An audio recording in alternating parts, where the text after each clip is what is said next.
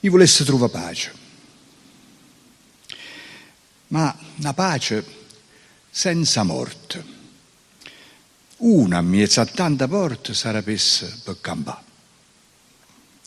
Sarebbe una mattina di primavera, e arrivasse fino alla sera, senza di inserrata là. Senza sentire più a gente che ti dice io faccio, io dico. Senza sentire l'amica che ti viene a consigliare. Senza sentire la famiglia che ti dice ma che hai fatto? Senza scendere più a parte che la coscienza e la dignità.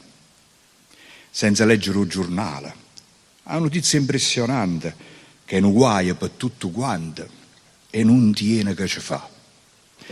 Senza sentire un dottore che ti spiega la malattia, la ricetta in farmacia, all'onorario che ha papà. Senza sentire sto cuore che ti parla di Concettina, Rita, Brigida, Nannina, che la sì, che la no.